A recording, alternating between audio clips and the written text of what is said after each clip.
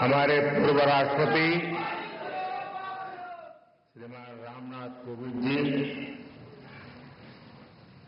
लोकसभा के अध्यक्ष आदरणीय ओम बिरला जी, श्रीमती सविता कोविंद जी, सभागृह में सभी वरिष्ठ जन बैठे हैं। सबका उल्लेख नहीं कर पाऊंगा, लेकिन मेरे लिए बहुत आनंद है कि एक पारिवारिक कार्यक्रम लग रहा है।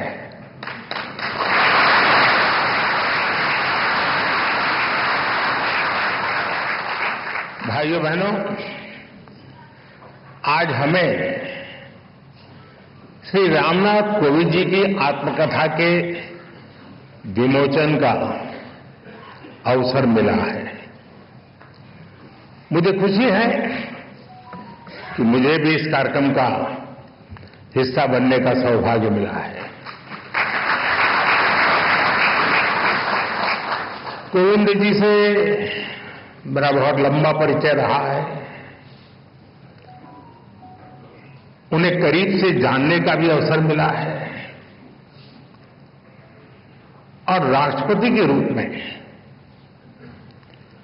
उनका मार्गदर्शन और इस सब के साथ साथ उनका मेरे प्रति विशेष स्नेह, उनकी आत्मीयता, ये मेरी बहुत बड़ी पूंजी रही है।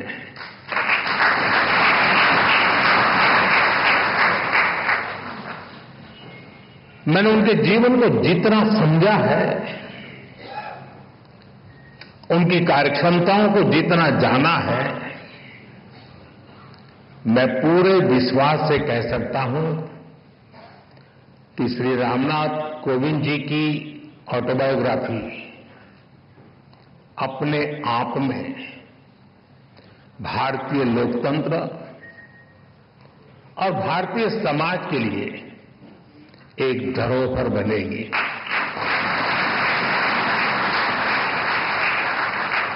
कोविंद जी की जीवन यात्रा, समाज और राष्ट्र के लिए उनका योगदान, ऐसा कितना कुछ है जिसके बारे में मैं विस्तार से बात कर सकता हूं। लेकिन बुक रिलीज में केवल कर्टन रेजर ही होना चाहिए। आप सब किताब का पूरा लाभ पढ़कर ही लें तो ही ज्यादा अच्छा है।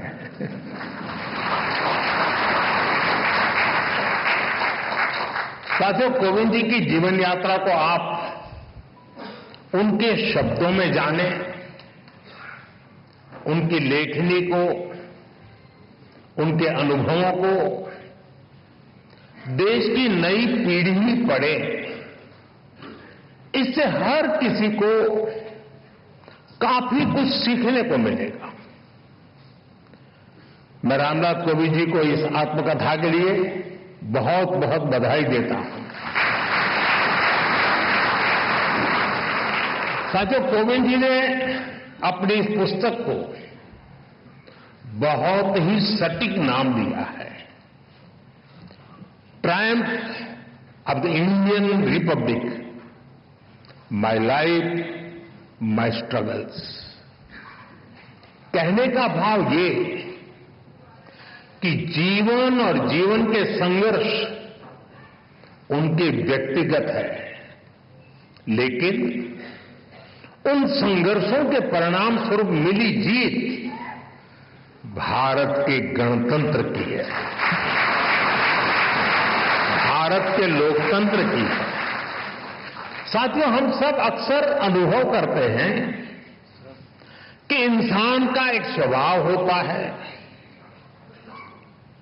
लोग अपनी सफलता का श्रेय खुद को देते हैं और जीवन की मुश्किलों के लिए, कठिनाइयों के लिए समाज को जिम्मेदार ठहराते हैं।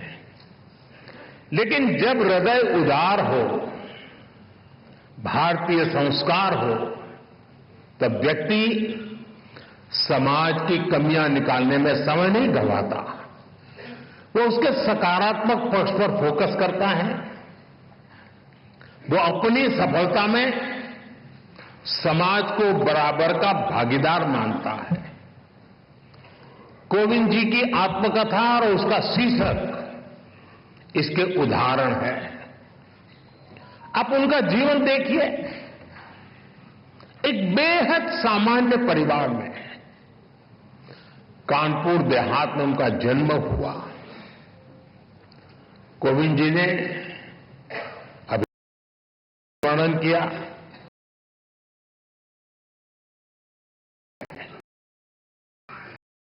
कैसे के मौसम में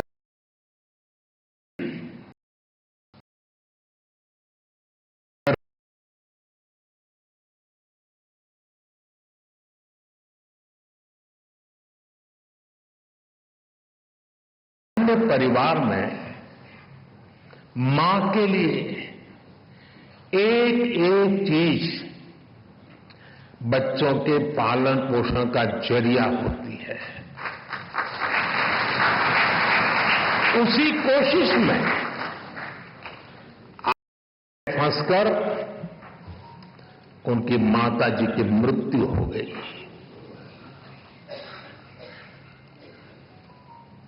आप कल्पना कर सकते हैं, छोटी सी उम्र में मैं इस तरह की घटना, मां को इस तरह खो देना, ये कितना दर्दनाक रहा होगा। मैं तो भाग्यशाली रहा हूं। मेरी मां 100 साल से भी अधिक जीवित रही और मुझे आशीर्वाद देती रही। उसके बावजूद भी आज भी मैं मां की कमी महसूस करता हूं। साथियों, उनके जीवन का एक ऐसा दर्दनाक घटनाक्रम था, कोई भी इसे टूट सकता था। लेकिन कोविंद जी को उन मुश्किलों ने मजबूत किया। पड़ोस की एक माताजी ने उनके पालन पोषण में मदद की। इसे उन्होंने समाज की एकता और सौहार्द की ताकत को समझा। इस घटना के बाद कोविंद जी के जीवन में उनके पिता की भूमिका और बड़ी हो गई और जिस तरह से उन्होंने अपने परिवार को संभाला, बच्चों को संस्कार दिए, इसलिए कोविंद जी अपने पिता को अपना हीरो मानते हैं।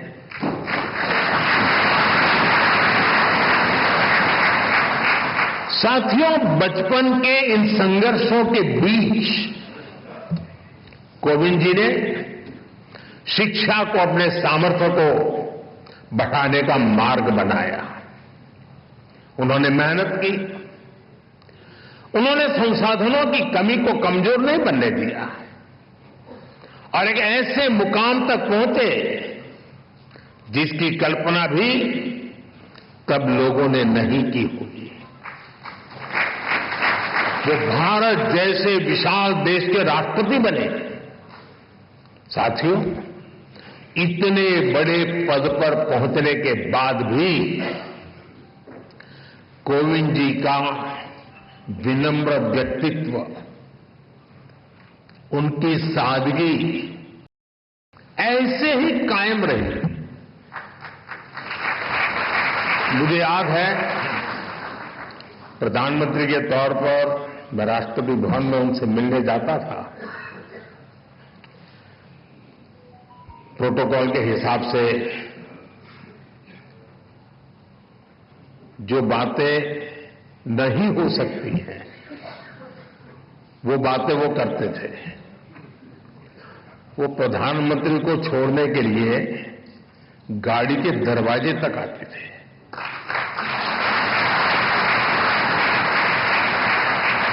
मैं शुरू में उनको प्रार्थना करता रहता था, प्लीज आप ऐसा मत कीजिए, लेकिन उन्होंने जीवन के आखिर तक अपनी उस विनम्रता को भी छोड़ा नहीं।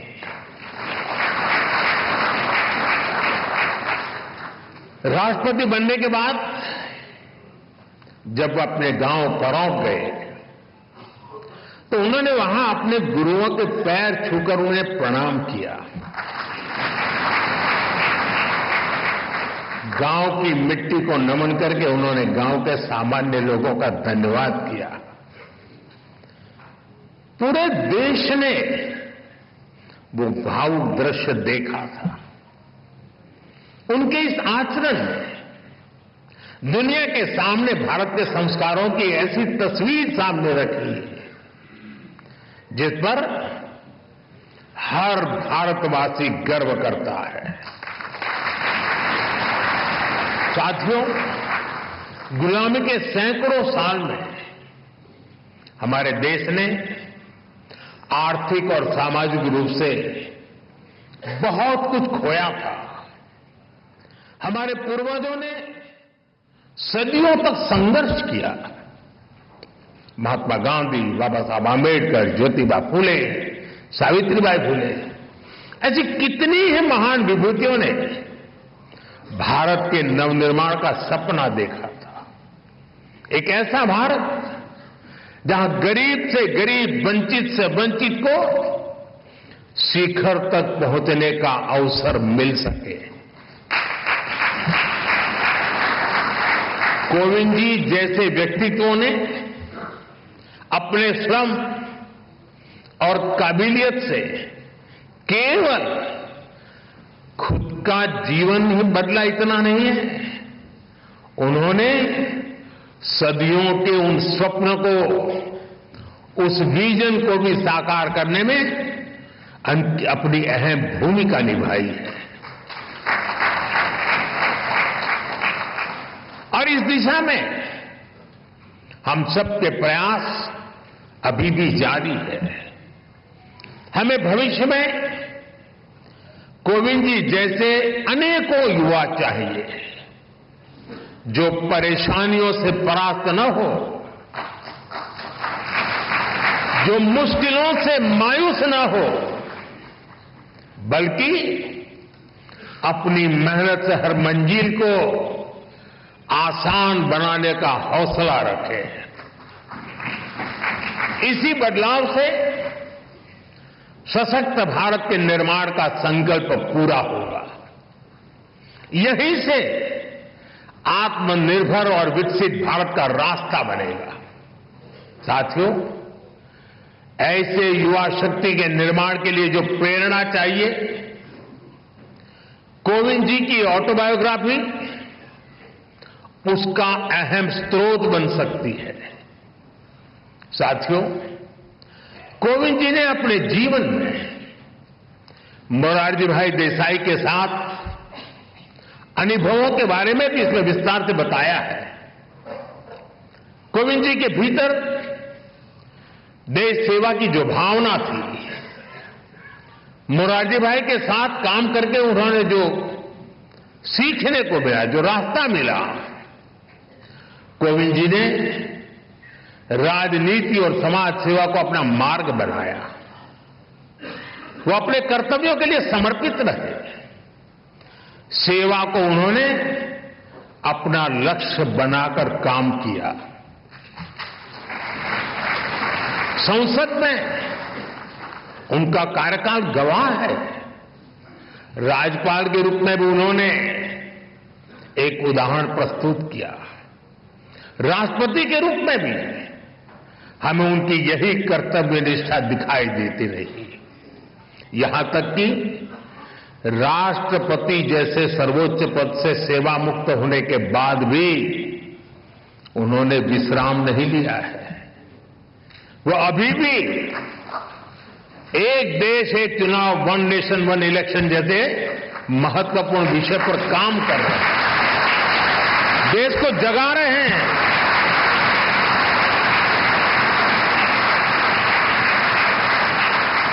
ये एक ऐसा विषय है जिसका समाधान देश के लोकतंत्र का नया अध्याय शुरू कर सकता है।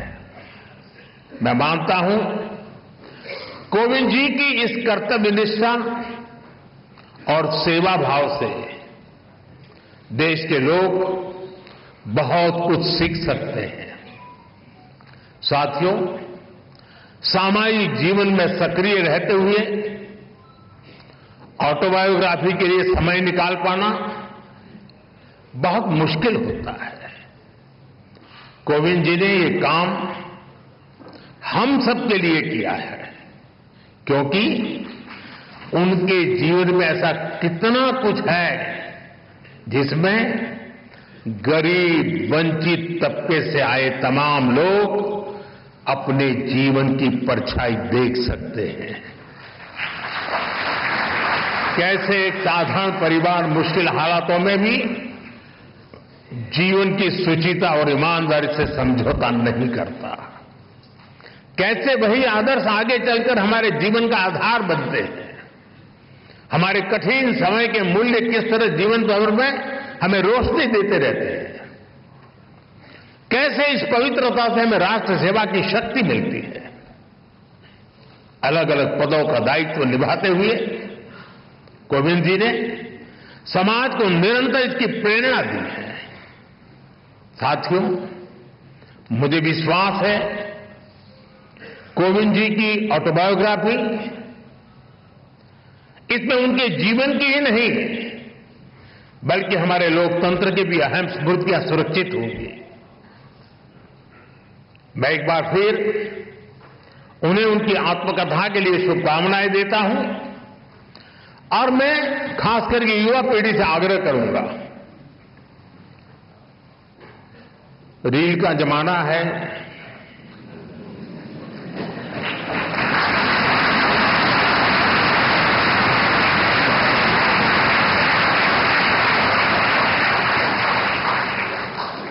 सोशल मीडिया में इन्फ्लुएंसर आपको खींच के कहीं कहीं ले जाते हैं।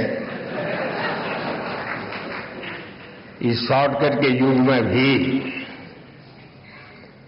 एक बात हम जरूर याद रखें, रेलवे स्टेशन पे लिखा हुआ होता है। कुछ लोगों को पटरी पर कूद करके जाने की आदत होती, ब्रिज पर नहीं जाते, तो वहां लिखा होता है shortcut will cut you short.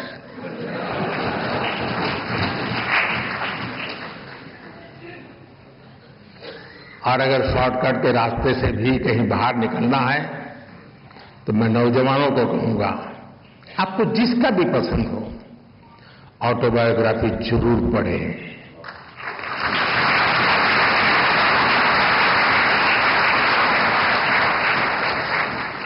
Autobiography उस कालखंड की इतिहास की घटनाओं को अलग तरीके से समझने का अवसर देती है। इतिहास से काफी निकट होता है वो कालखंड बायोग्राफी का, और इसलिए मैं जरूर चाहूंगा कि कोविंद जी की जो मेहनत है वो आने वाली पीढ़ियों को काम आए, युवा पीढ़ी को विशेष रूप से काम आए। बहुत बहुत शुभकामनाएं, बहुत बहुत धन्यवाद।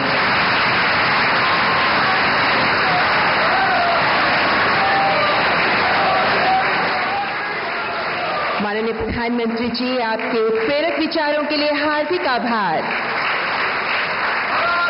इस पावन एवं गरिमामय अवसर पर मैं माननीय लोकसभा अध्यक्ष श्री ओम बिरला जी, परम आदरणीय पूर्व राष्ट्रपति श्री रामनाथ कोविंद जी तथा माननीय पूर्व प्रथम महिला श्रीमती सविता कोविंद जी के प्रति भी हार्दिक कृतज्ञता व्यक्त करती हूँ।